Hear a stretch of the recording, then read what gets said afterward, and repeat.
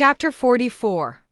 Heavenly Constitution. Inside the carriage, Senior Zhang sat in front of a female figure, her face covered by a veil. "The moonlight blades are really relentless," sighed the veiled figure. The sigh was so heartfelt that Senior Zhang could feel the exhaustion in her heart. "The young lady does not have to worry.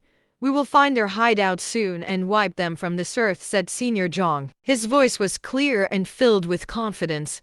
Yet his eyes were dim. The Moonlight Blades could be considered the most secretive and deadly underground organization to have ever existed in this world. They are so well hidden that even after 100 years of active operations, nobody has been able to unveil their main hideout, only minor branches. "I'm sure you will," said the young lady in a tender voice, and she continued, "Thank you, Senior Zhang. I did not do anything to be deserving of your praises." He shook his head, refusing her gratitude. "But you protected me just now." Senior Zhang chuckled slightly and said, "I would naturally protect the young lady, however, I really did not do anything just now. The one who dealt with the assassin was a young man." "A young man?" The young lady sounded intrigued, and Senior Zhang began recalling to her what had happened. "The assassin came here to deliver the message knowing that he will die afterward, and he had intended to deal some damage to us, but at the last second, he decided to surprise attack this young man instead." "Why was he attacked? Is he okay?" When Senior Zhang recalled what the assassin had said, he couldn't help but smile bitterly, because his face was annoying. The young lady covered her mouth from surprise after hearing his words. A bystander was attacked solely for the reason that he had an annoying face.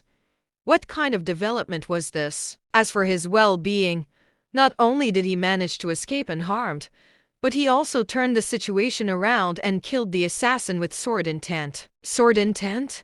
That terrifying sword intent I felt just now didn't belong to Senior Zhang, she asked in a puzzled tone. Senior Zhang shook his head in regret and said, "I wouldn't be able to emit such powerful sword intent even if I tried." The young lady was truly in shock now.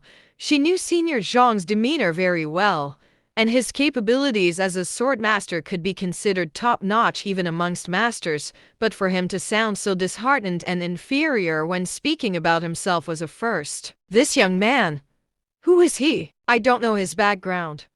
Only his name. Zhao Yang, although he looks like a teenager. His demeanor says otherwise. If I had to guess, then he must be some revered swordmaster in disguise." "Zhao Yang, is he still out there right now? Why don't you invite him inside to have a talk?" The young lady's words surprised Senior Zhang. "But we don't know his background. While I can't sense any threat from him, I don't think it would be a good idea to have him so close to the young lady. I am interested in this swordmaster who even our esteemed Senior Zhang cannot comprehend. And since he's strong enough to kill someone from the Moonlight Blades, I'd like to at least create some kind of connection between us." After a moment of silence, Senior Zhang nodded and left the carriage. Outside the carriage, Su Yang was still trying to recall the name 100 Poison's body mentioned by the assassin. "Ah, I remember now. It is a royal grade heavenly constitution. Anyone with the 100 Poison's body would be immune to all poisons at the mortal rank."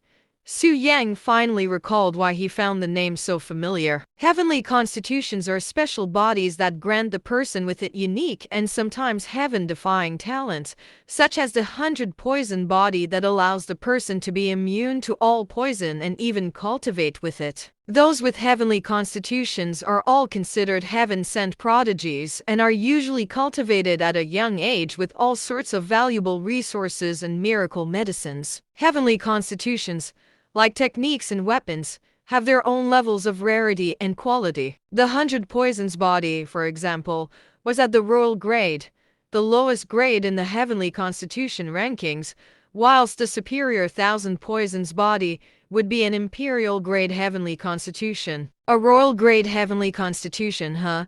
Su Yang gaze narrowed at the carriage. Suddenly, Senior Zhang came out of the carriage and approached Su Yang again. "Young man, my young lady would like to invite you into the carriage for a little talk. She wants to personally thank you for dealing with the assassin, Senior Zhang said to him in a different tone than previously. Su Yang looked at Senior Zhang's serious face and took another quick glance at the carriage. Very well. He accepted their offer. When the guards noticed Su Yang follow Senior Zhang into the carriage, their jaws dropped from shock. How could Senior Zhang let some stranger into the carriage when their young lady was also inside? However, as much as they wanted to complain and block Su Yang, none of them dared to open their mouth when they recalled the prowess he showed, not to mention Senior Zhang being beside him. Once Su Yang entered the carriage, he was greeted by an elegant figure clad in red robes sitting on one side of the carriage. Although he couldn't see her face, his vast experience told him that she was definitely a great beauty. On the other hand, when the young lady saw Su Yang's handsome face for the first time, she was greatly surprised by his appearance, even fascinated. When Senior Zhang talked about him, he didn't mention anything about Su Yang being this handsome of a young man, which dumbfounded the young lady for a second when she saw him, as she wasn't expecting someone this handsome. Su Yang sat on the other side of the carriage beside Senior Zhang with a nonchalant expression on his face, seemingly unfazed by the situation. You must be the great swordmaster, Zhao Yang. My surname is Zi Xingfang. I have heard about you from Senior Zhang, and I'd like to personally thank you for dealing with that assassin from the Moonlight Blades, said the young lady with her fair hand extended for a handshake. Su Yang chuckled inside when she called him a swordmaster. You don't have to thank me. I did what I did only to protect myself, he said as he shook her hands that were soft and smooth. Senior Zhang was secretly shocked when he saw Zi Xingfeng extend her hands out for a handshake, as it was something unthinkable for someone of her status. He wanted to say something, but alas, Su Yang's quick movements allowed him to touch her hands before he could even open his mouth.